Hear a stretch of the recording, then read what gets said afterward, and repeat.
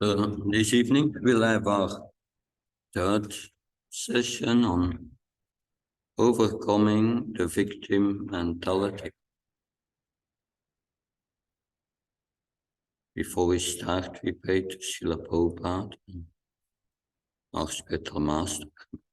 Om Ajnana Timandasya Jananjana Smake Shaksuran Militam Yena Tasmai Shigurave Namah Chaitanya Manopistam Stapitam Yena Bhutale Shvamrapkadamyam Dadati Svapadantikam Vandeham Shio Shiyuta Padakamalam Shigum Vaishnavamsa Shirupam Sagajatam Saganaragnatam Pitam Tam Sajivam Sadvaitam Sabdutam Parjan Saitam Sri Krishna Chaitanya Devam Shri Radha Krishna Padan Sagalita Shivishakam Vitam Sha He Krishna Karuna Sindhudina Bhattachatate Gopesha Kopakanta Radha Kanta Namastate Tapta Kanchana Gauragira Devina Panastri Vishabhana Sutta Devi Pranamama Haripriye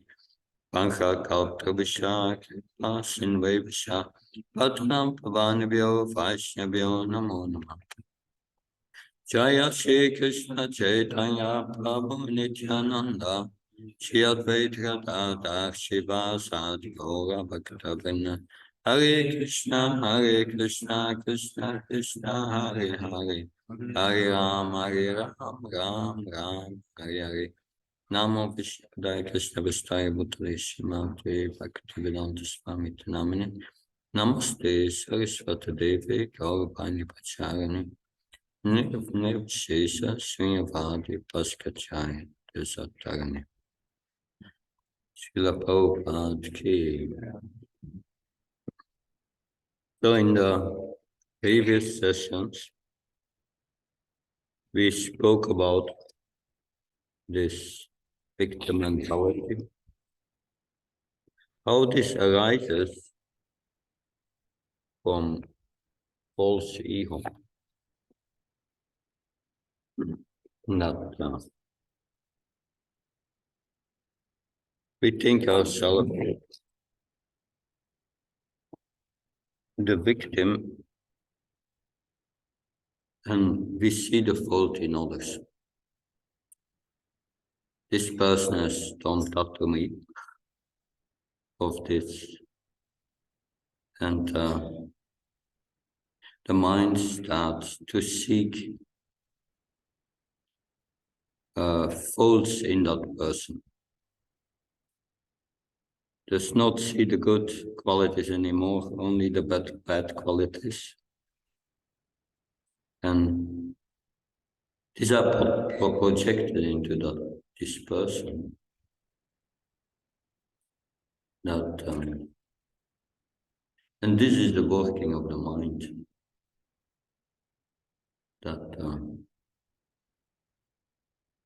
Factually, the soul is not affected by these things. Not at all. It is the mind that is affected. The uncontrolled mind behind is your greatest enemy.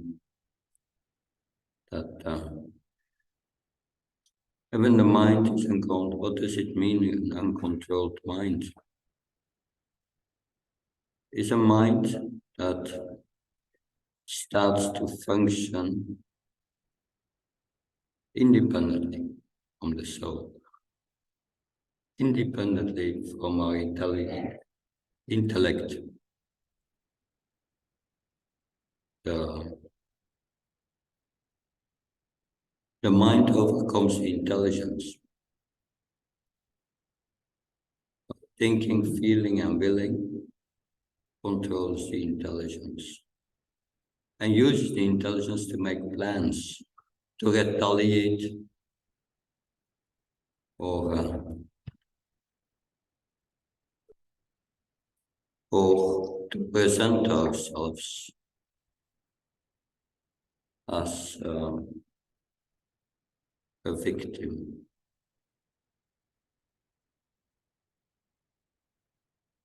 Now, last time we went over that extensively. This victim mentality came from the false ego. False ego has three aspects we discussed. Does anyone remember one of these three aspects?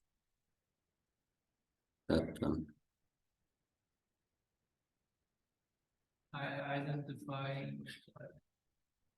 our quality of the second one. That was the second one, yeah. The first is thinking I'm doing things, but everything is done by material nature. That body, our activity, the experience. yes, that is the third point. But we think we are the body, but more specific, we think we are the experience of the body, and the experience we is what we experience in the mind. That and the soul identifies with the mind. That's a problem. But why is this identification? Why do we identify with these three things? We identify ourselves with the body, but is a general identification. We think ourselves the doer. That we think ourselves a certain person, a serious person, or an or yes, one thinks a sad person.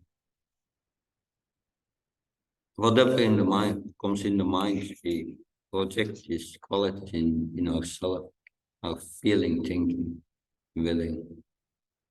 These are the activities of the mind. And then the experience of the identification with the experience of the body. Experience of happiness coming from sense gratification, or experience of distress. So we identify what's going on in the mind. It's like we gave the example of a cinema hall. You see things projected on the screen, and we identify with this person, not just with their happiness and distress. That so we identify ourselves with the mind. But the soul's material life is an the soul's material life is an experience of sense gratification, but that's false. It's the body that engages in sense gratification. And it's the mind where we experience it.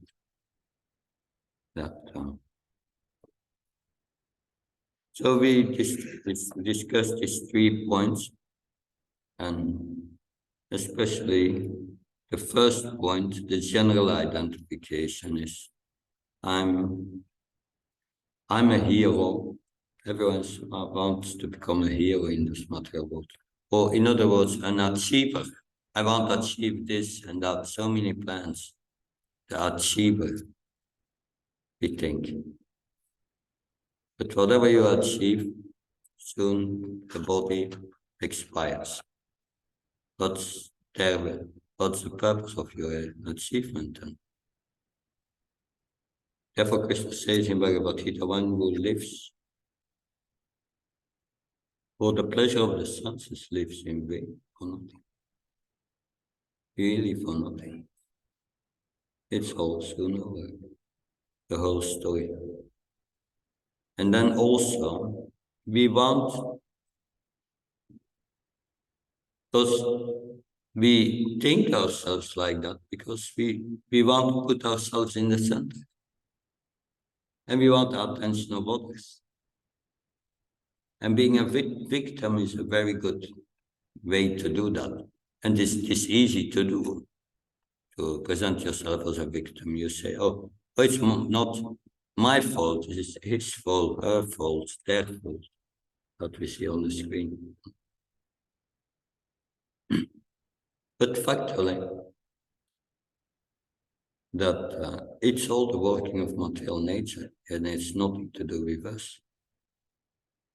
We are controlling we are identifying with the mind. But then the mind, we spoke yesterday or the day before, this question of Brahma, of the four Kumaras to Brahma, that the mind and the sense objects, they are connected.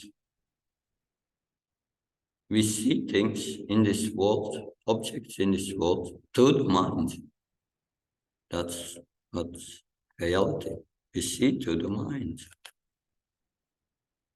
So the question was, how can we break that connection? And what was the answer? Absorbing devotional service. That's a solution, that's not the answer. It was the answer to the question.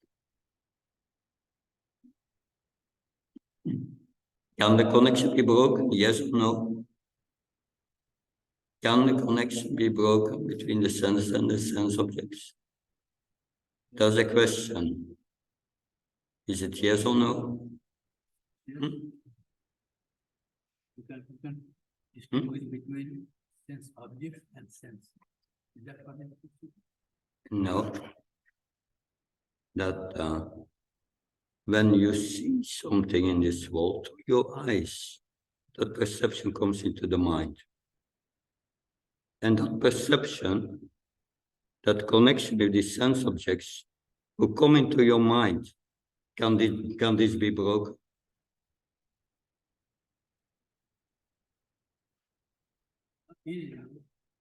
Because the sense perception, sense organs are intimately connected to the mind unless the mind is devoted to Krishna. It's difficult, very difficult. That connection cannot be broken, Hamsavatars, in the 11th canto. But then what's the solution? What's the point? That connection is there. And the soul absorbs in that connection. That's material consciousness. Spiritual consciousness is, we are not interested in this connection. Our mind is fixed on Krishna, and we are engaged in devotional service. No time for that connection. And that's called transcendental consciousness. Our awareness of this body falls away. Because material consciousness means we put ourselves in the center. Spiritual consciousness means we put Krishna in the center. And the mind is connected with Krishna. And this sense and this objects of the sense that enter into the mind, we have no attraction for them. We see only Krishna. That's transcendental consciousness. And that's the principle of Krishna consciousness, how to transcend the modes. That because the mind is engaged in Krishna consciousness, we have no attraction between the sense and the sense objects. It's always engaged, but it must be always engaged 100%. And that I give an example there from the Bhagavatam, 7th canto. That will clarify that, I hope. That there you have Prahlad said to his father, he did not like it. Materna Krishna Pratosvatruvam, Pibeti, Mitopita, Pibatieta. That it is Materna Krishna Pratosvatruvam, Mitopatieti Shriyafatanam, Anantarupir Vishatam Tamisham, Punas Sarvata Sarvananam. Prahlad said to his father, Materna Krishna Pratosvatruvam, your attraction for Krishna will never happen, not on your own strength or of the strength of others. Because you are deeply deeply, situated in a well of sense gratification, deep well of sense gratification. Dat Anantagopiafishatam your sense, because your senses are uncontrolled. You do always the same stereotype things. And that is what materialistic people do. They are interested, they are attracted, sense and sense objects. And what do? Sense gratification. In the morning, they get up, sense gratification, and they put themselves in the center. They get up in the morning, if they are a little pious, they do abhishek for their deity. What is their deity? Their body. They give it a shower. And then they offer clothes to the deity. And then they give food to the deity. And they hear the news, all the garbage of the world. And they drink tea. And then they go to work. They go out on Sankirtan, propagating the glories of their deity, the body. So that is their activity. And they do that again, and the next day they do the same thing. And they do it over and over again.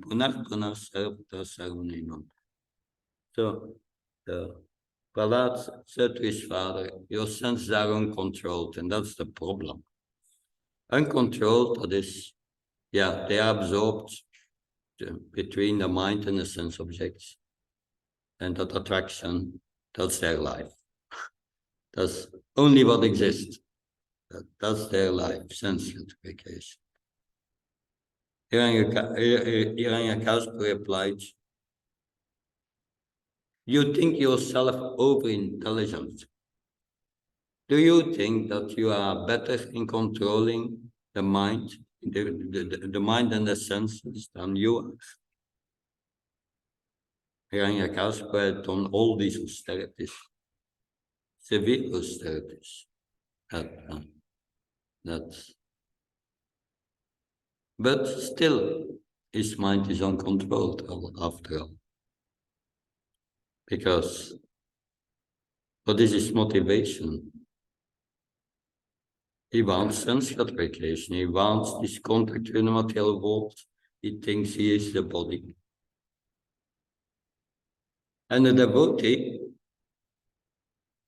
he controls the mind.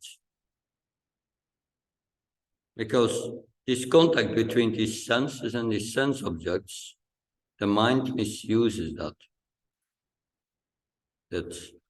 And it has its own world. The mind thinks, I'm the enjoyer. I must be honored. I must be in the center. That's my normal position. But that's all invention. We are insignificant. We are not the center of anything. So therefore, we are engaging the mind in Krishna's service. And then the mind has no time to meditate on the sense objects. It must meditate on the service. Because the mind is under control of intelligence in devotional service, who guides the mind with transcendental intelligence. So this is the basic principles of this victim mentality. Where this comes from? It's from the illusion that we are the body, that we are the mind, that we are the emotions, feelings, in the mind, which is horrible. This is the illusory energy. Material mind is the illusory energy. The mind you can never satisfy. The mind you can never trust. Wat did Bhaktivedanta Saraswati Maharaj say that we should do in the early morning? Beat your mind with shoes. Beat your mind. Make it listen. Don't listen to the mind. Engage your mind. But no, that's all easy to say, but if we are affected by the mind, and we still identify with the mind, we try to become a devotee, but we are still affected by the mind. In the beginning, it's like that. As long as we have anarthas, reaction of sinful activities, and we have material desires. Material desires means I want this contact between the mind and the subject. And that's a problem. That doesn't go away immediately. It takes a while. Therefore, I will mention 4 points what you can do about it if you are in that conditioned state. But of course, what's the solution? What's the solution that is above these points that I'm going to make from the Bhagavatam? The solution is engage your mind always in devotional service. 24 hours a day. If we chant Hare Krishna, we chant, then we focus the mind on the holy name. The mind is not doing something else. That Srila Prabhupada, once he was chanting his rounds, and then he said, finish 16 rounds. And he put his bead back on the table. But he said, no, we should always chant. Always. If you stop your japa, then you have other service. And engage your mind in that service. Never stop controlling the mind. Not that after I've done my service, I'm going to relax now. Let the mind scroll. Look at the internet. What's the news? No, we cannot do that. Then you contaminate your mind. So it must be uninterrupted, pure devotional service. Savaipa saparoda moya tobakter doksha. Ahat kapatiyata yatma subhashidati. Ahat kapatiyata. 2 qualities for our devotional service to be counted as pure. Ahaituk means only for Krishna. Ahaituk apratirtha means without interruption. Devotional service is not a part-time job, full-time, always. Very important. But still, we will be affected if we are not pure. Sometimes it's very heavy. So these are 4 points you can do. Of course, the point is matras pastkantya sutasnus sukha dukada apaga maipa agama paino nityas tamstitiksas vabhagata. One must learn to tolerate happiness and distress, like heat in the summer and cold in the winter. We must learn to tolerate. That's very important. That if someone offends you, what do? You tolerate. This That may be a reaction about past lives, and we tolerate. And when you tolerate, you pay for it. Finished, finished. If you say, I'm going to retaliate, I'm going to get that person, he's in fault, I'm not in fault. Then you make again reactions, and you prolong your existence in the material world. That life after life. That we will see. At the end, I will speak about Jad Bharat, and we will give an example of what he did. Yeah. How can we manage intrusive thoughts Manage and or intrusive thoughts? If, for example, if somebody does something to you and it becomes too overwhelming, to the point that the scenario keeps repeating itself. yeah, there's the mind who goes mad. That is what happens. The mind goes mad completely.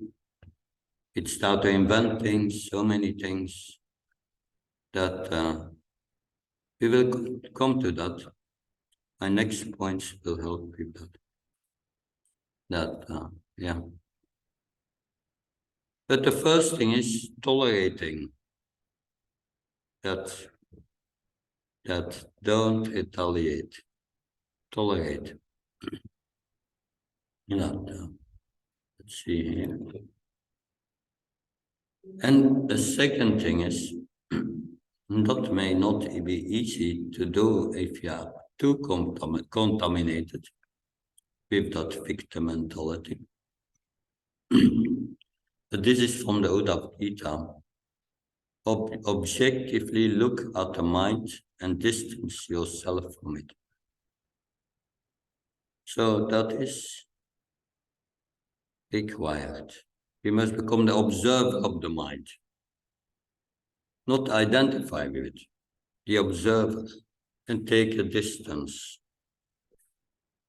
And then just let it go. That's okay, we will deal with that sometime. But now I have my service, too busy.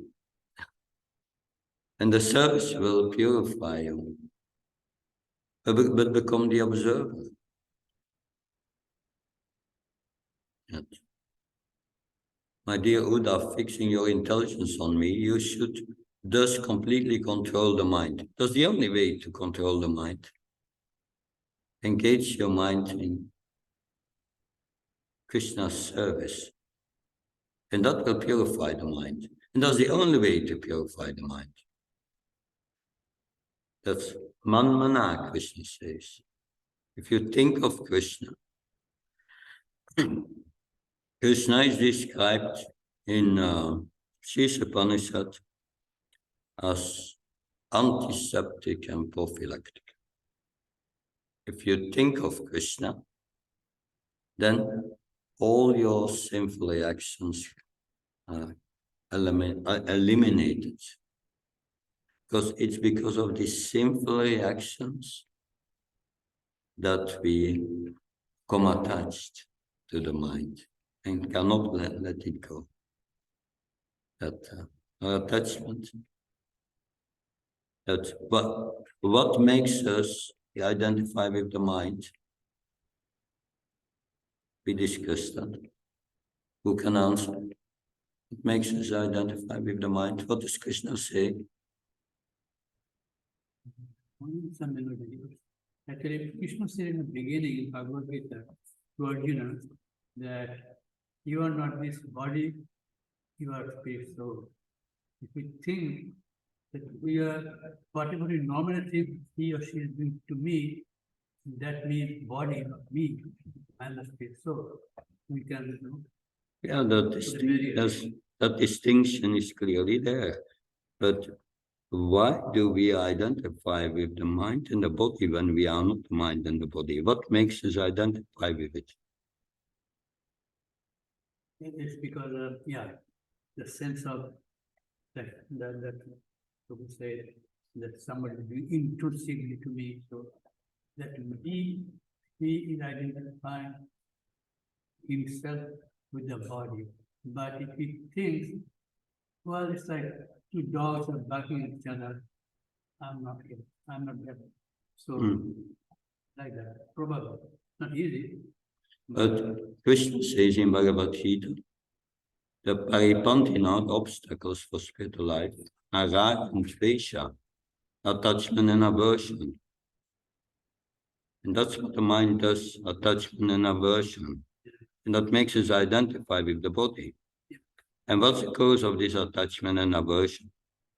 Because Arjuna says to Krishna, okay, attachment and aversion, but what is this force that greater is than me, that forces me to act in this attachment and aversions? But what is this? Krishna says, Kama isha koda isha ratchakuna smakmasna manapana pichmamiya bharinam. That is his answer. Lust is enemy number one. And why is that the lust? Why is lust the enemy number one? Avritam jnanam etena jnana nitya bharina. It covers our eternal knowledge that we are a part and parcel of Krishna, a servant of Krishna. And it makes us identify with the body and the mind. So that's the problem. And we should never forget that this is the problem. This is really the problem. Why we identify with the mind. That. So that is the essence of yoga. Essence of yoga is we must control the mind.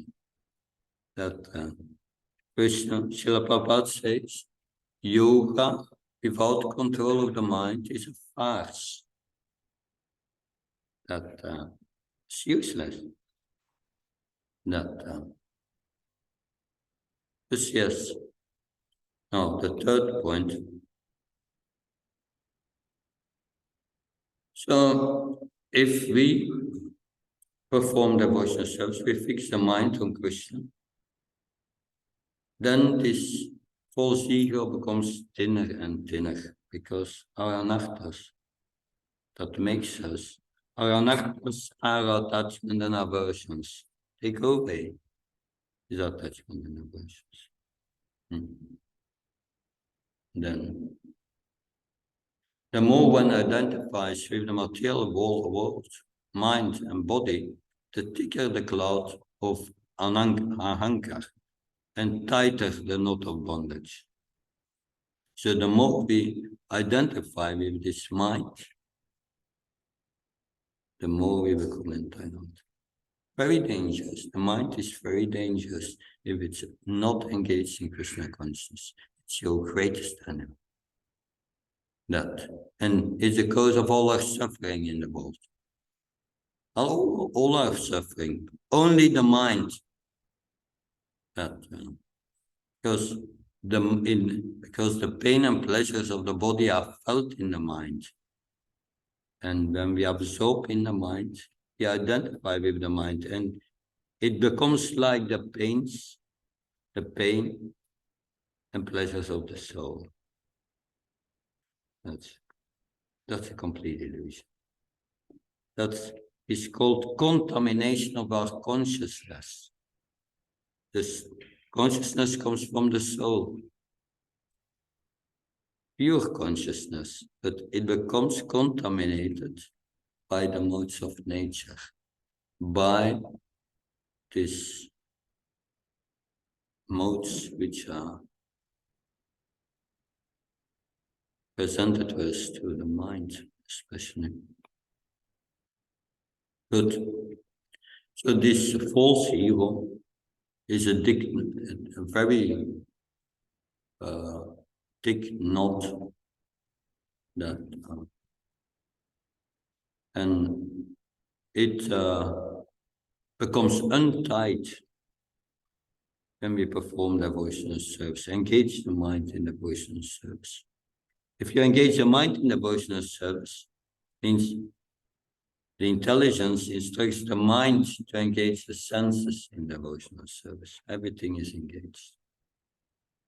That's engaging the mind. Now, I'm further. Now, important, if we are not free from that victim mentality and finding the faults in others,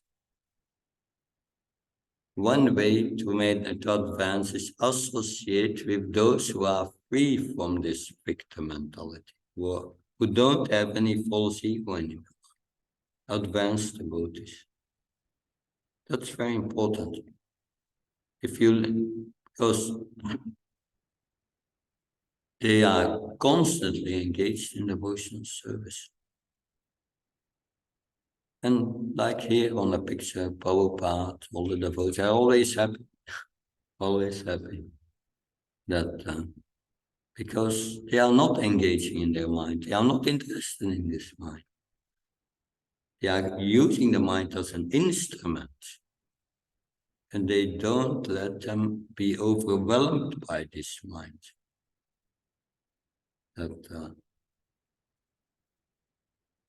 So associate with them. And the fourth thing is, if you have that problem, this person is in fault and has done something to me and is very strong. And instead of meditating on Krishna, you start to meditate on that person and all his faults. So your Krishna consciousness is ruined. You start to meditate. The mind becomes mad, goes in circles. This person has done that to you, and yes, and did, and that, and that. And then the mind makes connections where there are no connections, but it makes connections to make it true. It's a whole play that the mind. That. If you are in that situation, and don't stay away from that person for some time, because your mind is mad. It's completely subjective. And wait and engage in devotional service. Do your best, and gradually you will come to a more clear vision. What happens? Wait, yeah, because otherwise, if you retaliate you may offend the person, then we are very far away of making spiritual advancement. So yes, this is some advice, but I would say it's important to consider that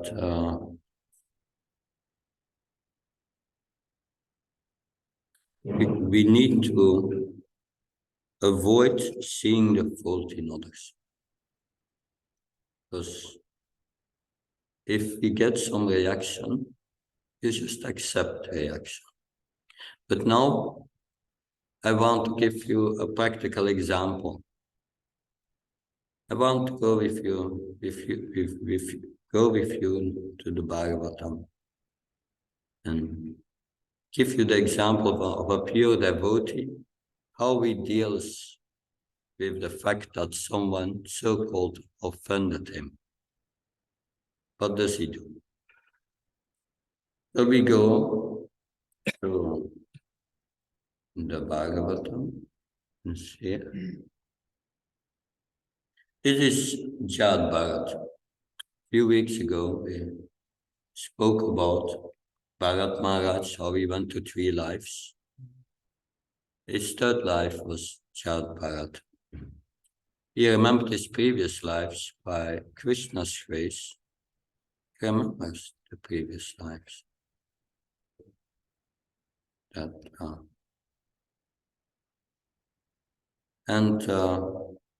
Yes, he learned a lesson. Because as Bharat Maharaj, he reached nearly perfection, but then he was distracted by a deer. And he became a deer in his next life. But in that deer life, he had still his spiritual consciousness. Krishna gave him remembrance of his previous lives. And then he came in the next life, the third life. Chad Bharat, he became the son of a Brahmin. But he learned his lesson. He said, I don't want to be attached to anything in this world anymore. Yeah, I become a deer, but that was too much. So he became like a dull madman, and his father wanted to educate him in a Paka Brahma. He did the opposite, and everyone considered him a dull person. He didn't speak. That finally we know that he was put in charge of overseeing a field with crops. His service was to prevent animals to come and eat the crops. And he was sitting there the whole day. And he was happy because he was always thinking of Krishna in himself, constantly. Because there's also another story regarding Chad Bharat, but our time is limited, so I'm going immediately to this story, where the king of Savira was carried with in a palanquin with 4 carriers. But one of the carriers fell sick and had to be replaced. And so the 3 other carriers were searching for a strong man who could carry this palanquin. And then they saw Chad Bharat sitting there, who looked very dirty. He had a black Brahman thread, but they looked very effulgent. That was by spiritual advancement. Looked very effulgent. And yes, he looked very strong. Yes, they were thinking that's the person. So they asked him to come and do this service. And he agreed. He was thinking, it's part of my karma. Let me do it. But then he was engaged in carrying the palanquin, but then he saw ants on the ground. He didn't want to trample on them, because then he would make new karma. Krishna is inside as a super. He did not want to do that. So while they were walking, he was avoiding the ants. But the 3 other carriers, they were Sudras, they didn't care for the ants.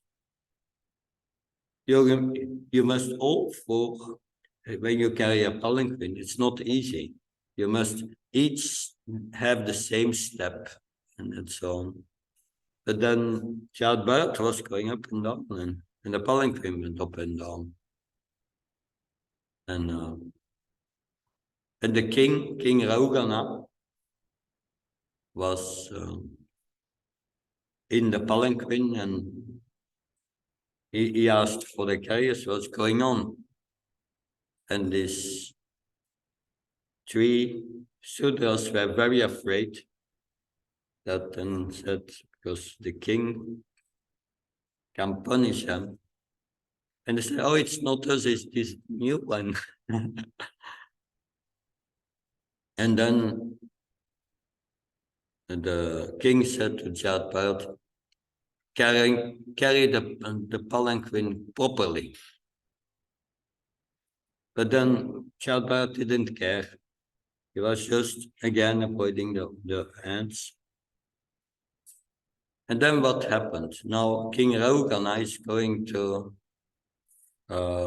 offend Chad Bharat, and I will read that.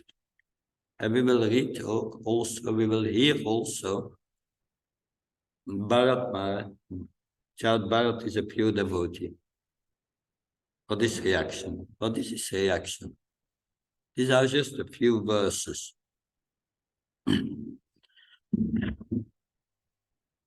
Raghunatha told Chad Bharat how he addressed him sarcastically, the king. He said, "How troublesome is this, my dear brother?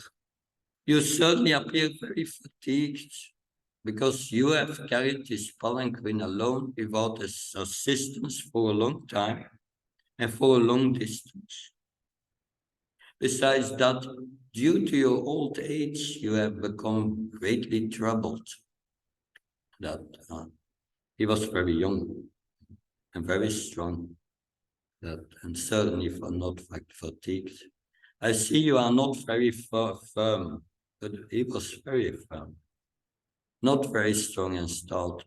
Aren't your fellow carriers cooperating with you?" In this way,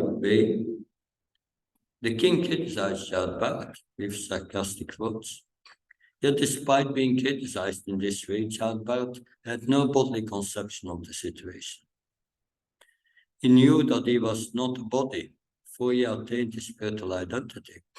He was neither fat, lean, nor thin, nor had he anything to do with a lump of matter, a combination of the 5 gross elements and 3 subtle elements.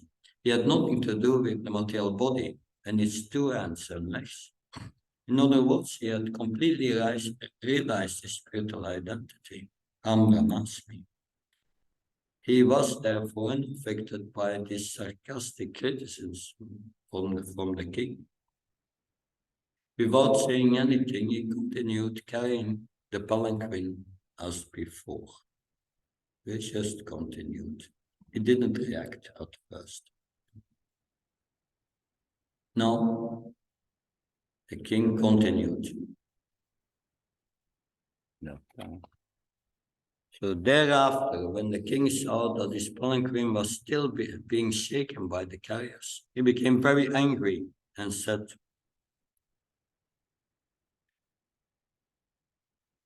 so first, he was agitated a little.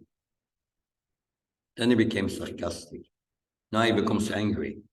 You see the progression? Nothing.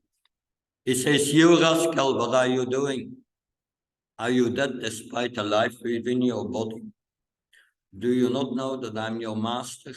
You are disregarding me and are not carrying out my order. For this disobedience, I shall punish you just as Yamaraj, the superintendent of death, punishes sinful people. I shall give you proper treatment so that you will come to your senses and do the correct thing."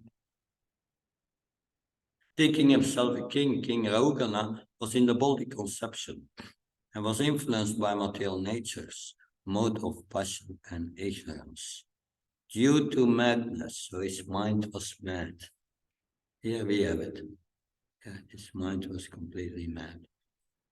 That by this attachment. Due to madness, he chastised Chad Bharat with uncalled for and contradictory words.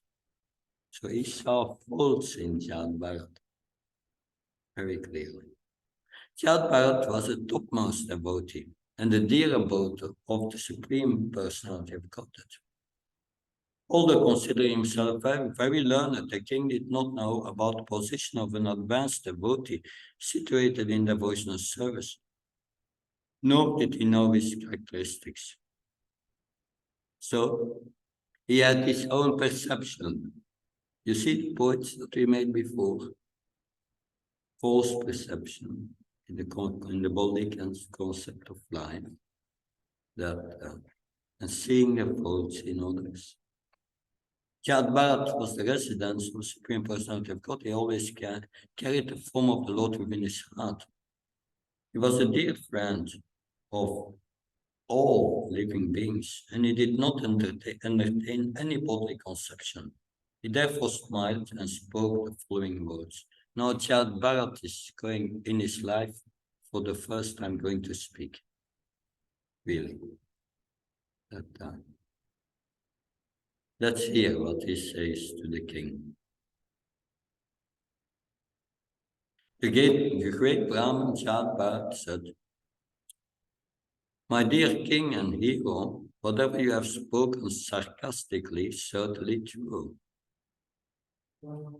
So he does not say to the king immediately, "You are wrong. That you are at fault." No,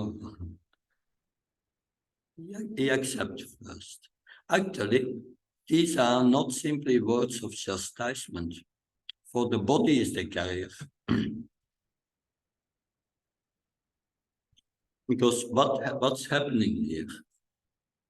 To give you an insight in the consciousness of Child Bharat, is offended by this king. And that pain of being offended enters his consciousness. But he has the power to push out that pain. He pushed out that pain of being harshly addressed. And his mind came filled with compassion. And now he is giving the king the best he could give, transcendental knowledge, for his benefit. So he's not acting out of retaliation, this person has offended me. It's just nothing there. These things are not in his consciousness. The load carried by the body does not belong to me, for I'm the spirit soul. There's no contradiction in your statements, because I'm different from the body. I'm not the carrier of the palanquin, the body is the carrier. So he's using the arguments of the king, using very cleverly to explain that he's not the body. That certainly, as you have entered, I've not labored carrying the palanquin, for I'm detached from the body. You have said that I am not stout and strong, and these words are befitting a person who does not know the distinction between the body and the soul. The body may be fat or thin, but no learned man would say such thing of the spirit soul. As far as the spirit soul is concerned, I'm neither fat nor skinny. Therefore, you are correct when you say that I'm not very stout. Also, if the object of this journey and the path leading there were mine, there would be many troubles for me. But because they relate not to me but to my body, there's no trouble at all. And this is deep knowledge. It continues.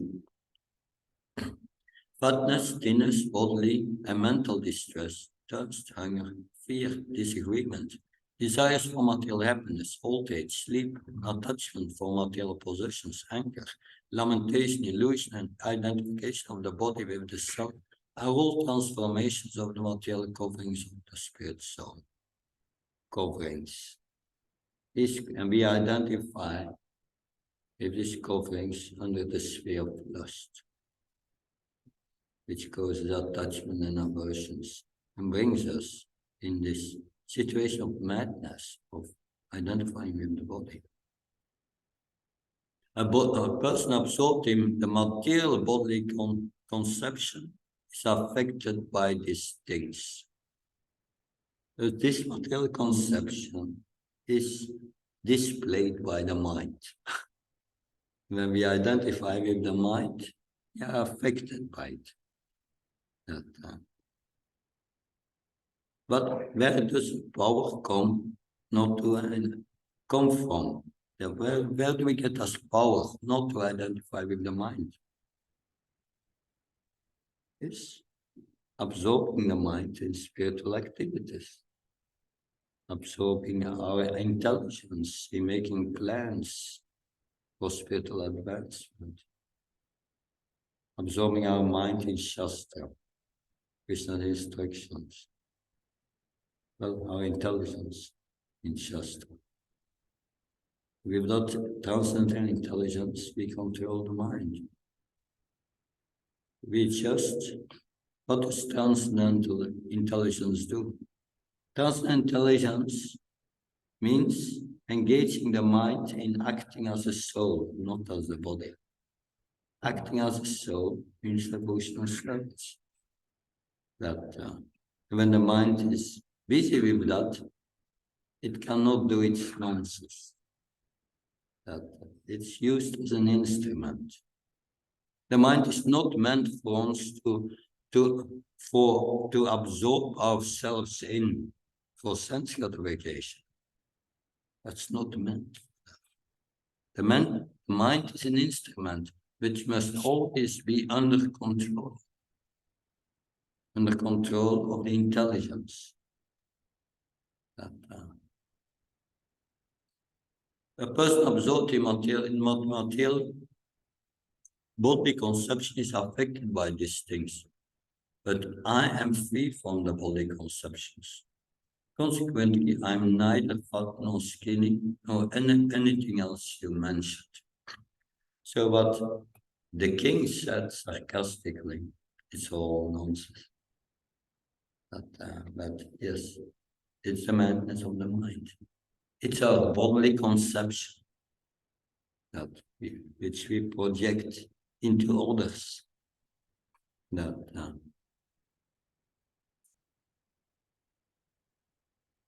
It's nearly done. My dear king, you have unnecessarily accused me of being a dead Tao alive. In this regard, I can only say that this is the case everywhere, because everything material has a beginning and an end.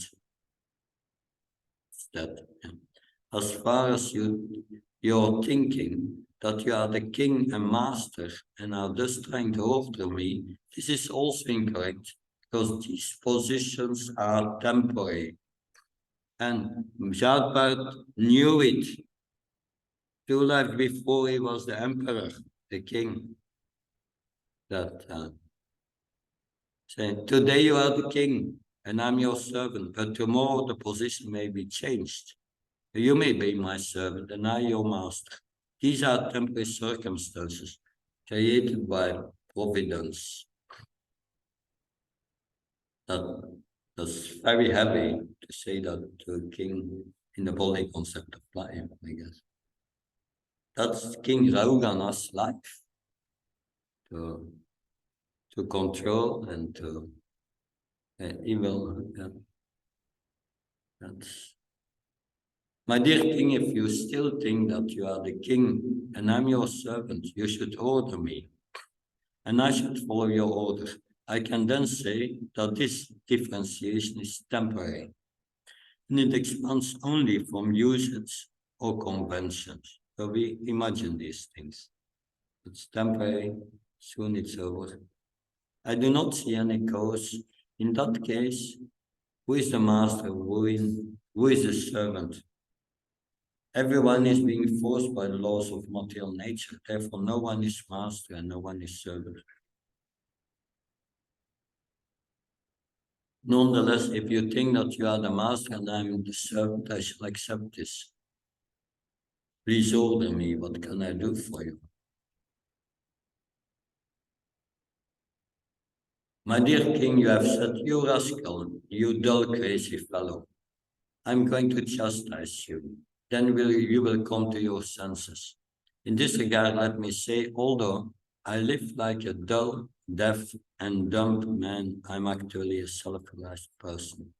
What will you gain by punishing me? If your calculation is true and I'm a madman, then your punishment is like the beating of a dead horse. There will be no effect. When a madman is punished, he's not cured of his madness. It doesn't help. No. So This here we see in that chant that he did not become angry,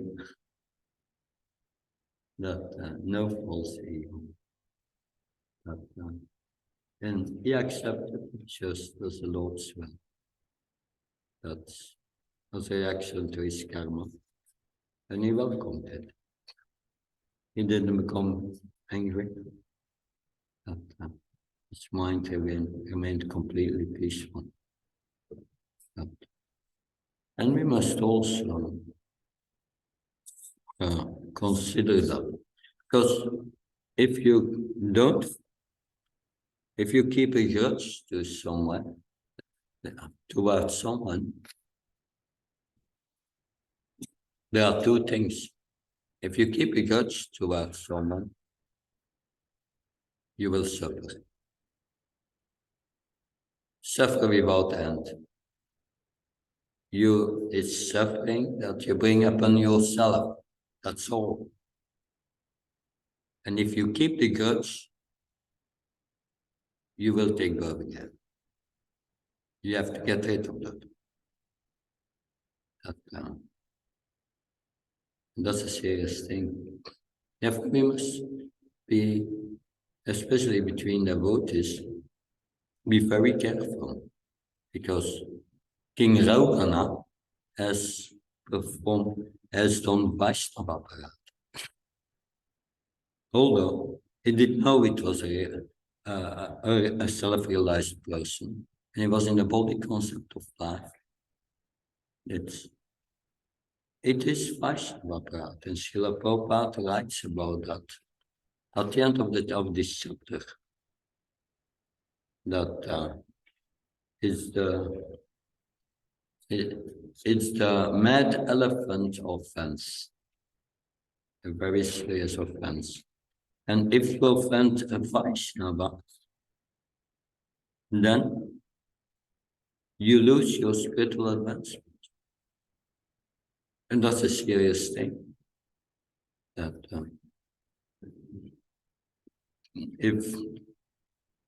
if you lose the body, someone's kill you, yes, you take birth again, you get a new body. And it's over. But Vaishnava Parat is not over, and you leave your body. It takes a while before you can overcome that. We should be very careful with that. Yes? Similar. I feel it was good because I feel that I haven't been heard a lot about what controlling the mind, about the ego, things like this. And I feel it's good in the spiritual practice because I feel devotional service can be seen from an outer perspective, like mundane activity. Prabhupada also explained in his purport.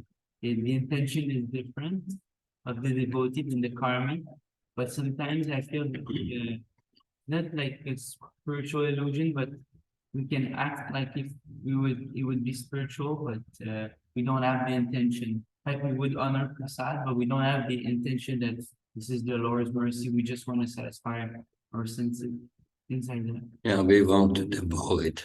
Yeah, so I appreciate this. So it brings us more on the.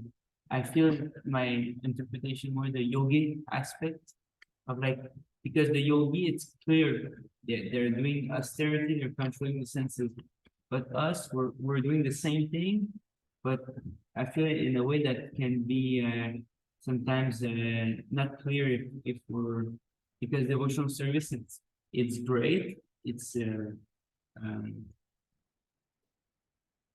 vast. Yeah, it's vast. Yeah. And everything can be dovetailed, but also the intention sometimes it's not clear.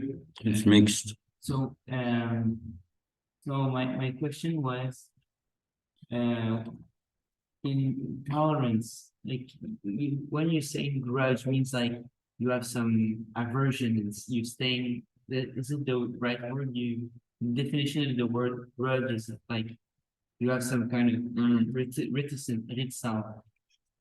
Yes, you have a certain aversion towards the person, and you blame the person. So tolerance is, because I feel if I'm just like a brick, just tolerant, it's just a matter of time that I will explode. Yeah. Like, so tolerance, it must have some kind of transformation of energy so it can become peaceful. My government's always say tolerance you must build up like a weight lifter. So it's something that grows in the Muslim service. That by our practice day by day. That and sometimes we may become slightly angry, feel anger coming. That we must realize, yeah, I'm not really advanced. Not really advanced and still work to do, but that's okay. That's okay. That's really cool. But, it's not my intention to give a seminar and afterwards everyone say, oh, that was a nice seminar. We liked it very much. No, my purpose is to churn in the hearts, make you think how to make further spiritual advancement. That's based on the spiritual techniques in the Bible. That's my point. Something else?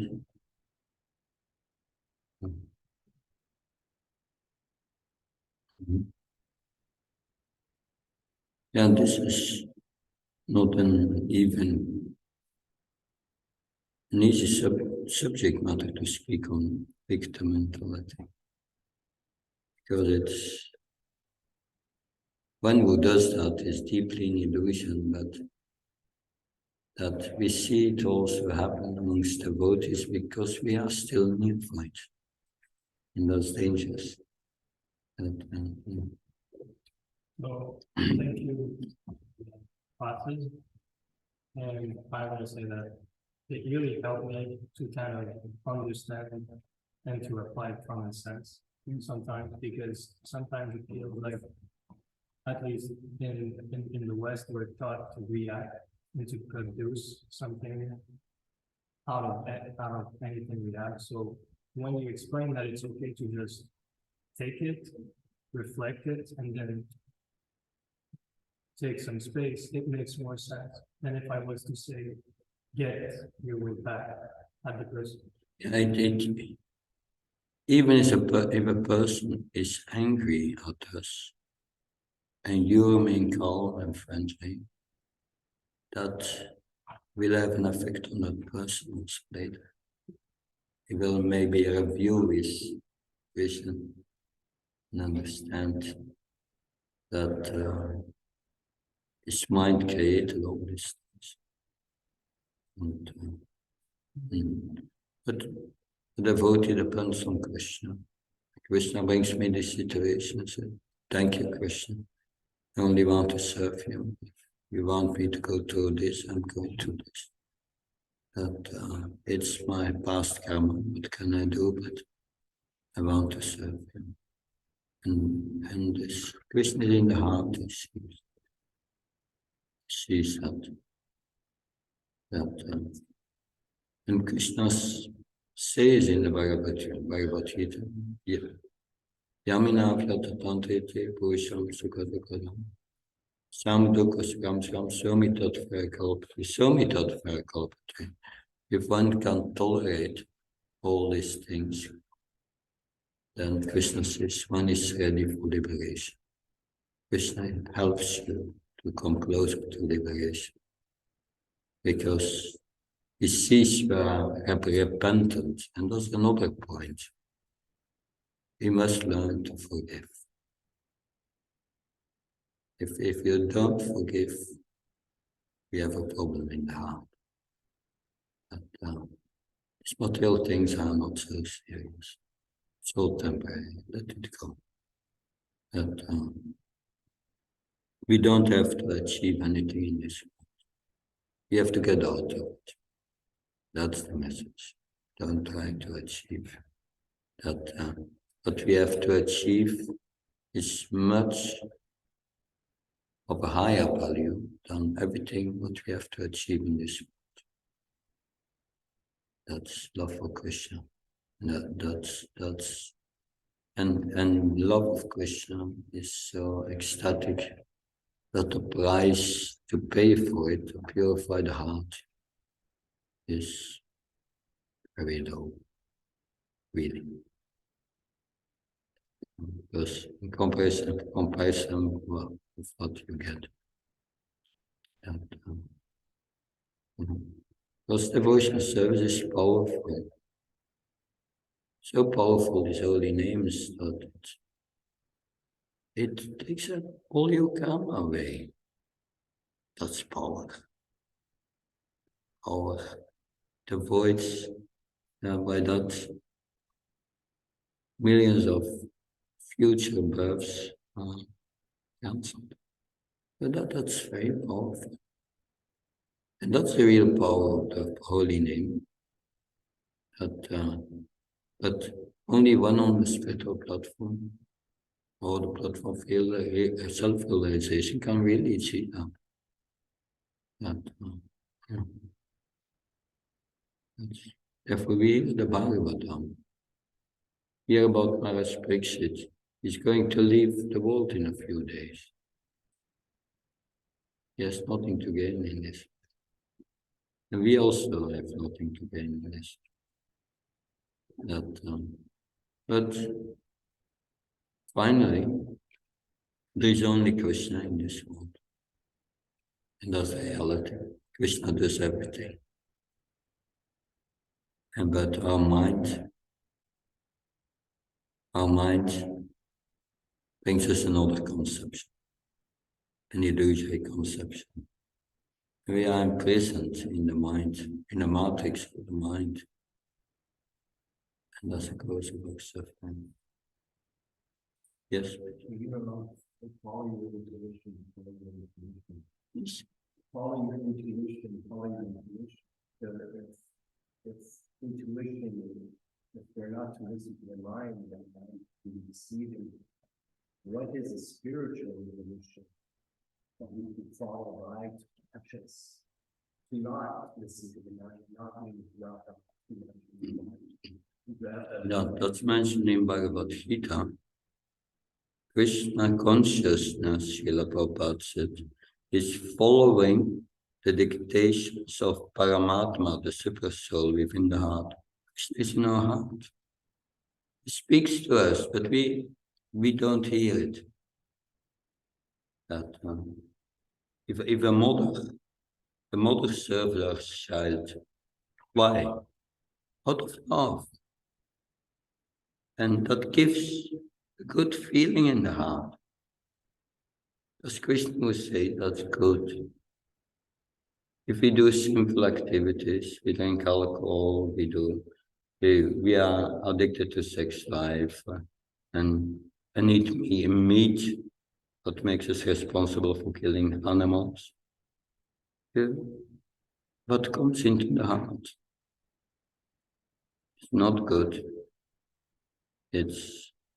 One loses all mercy, all cleanliness, all austerity. One feels hopeful, always disturbed in heart. As Krishna would say, that's not so good. But yoga means coming in contact with the Super Soul.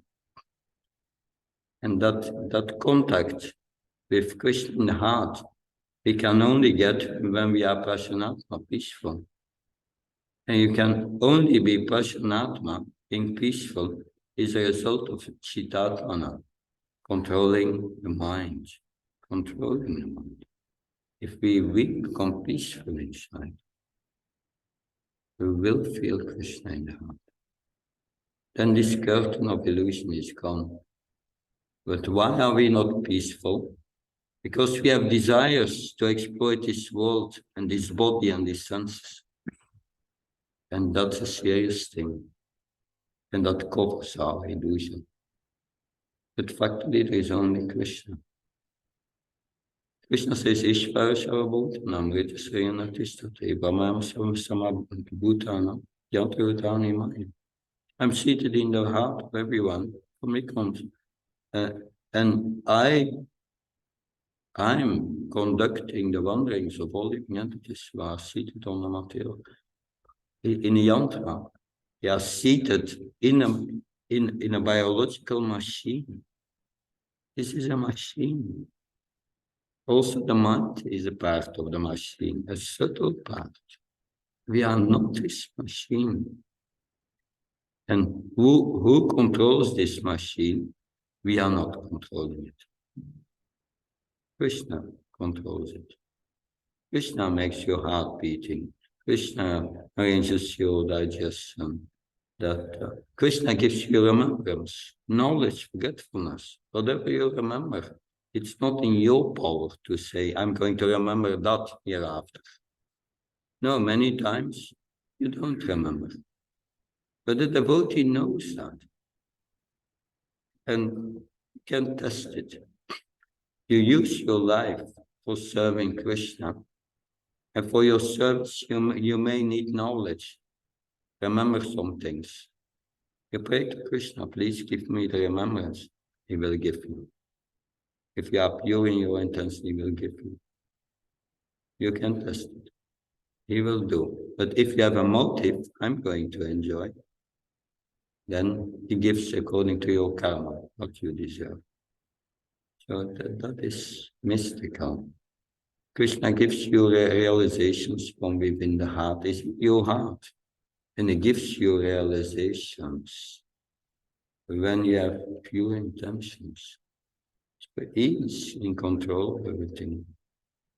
That we think we are the control. And that means we are not in harmony. And that disharmony that makes us unhappy. We will never be satisfied. Only in our relationship with love, with Krishna, can we be happy. And that's an eternal relationship. Eternal relationship. Anyway, something else?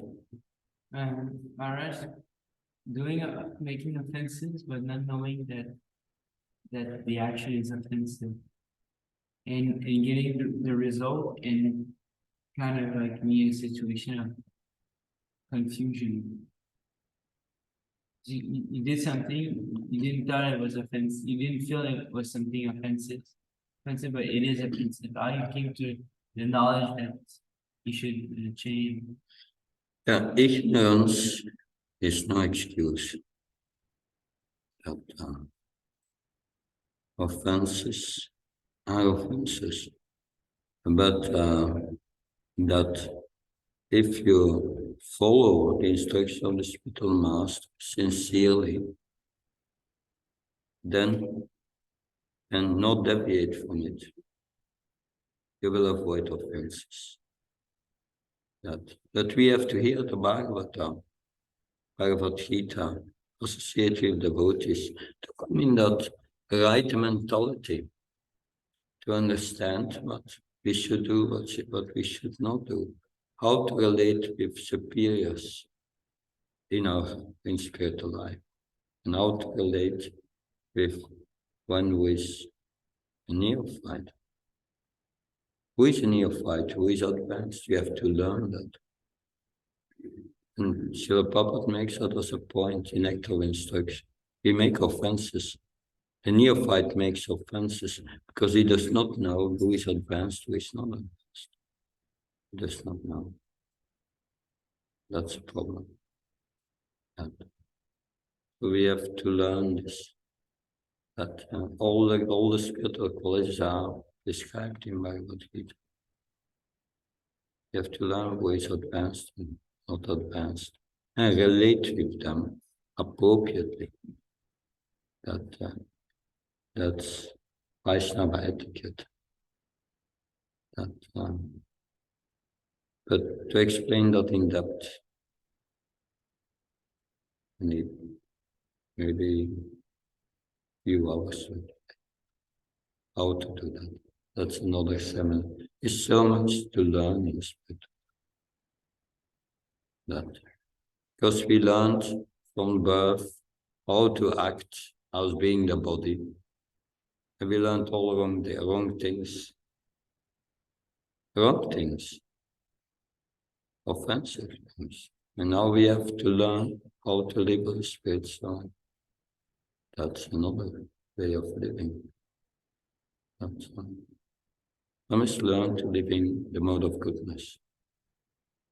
Krishna speaks about the mode of goodness. Yes, and avoid passion and ignorance. It is passion and ignorance that makes you identify with the mind and with the body, especially passion. Yeah, ignorance makes you dull, tamas. But that's all in Bhagavad Gita. It's a lifestyle in goodness.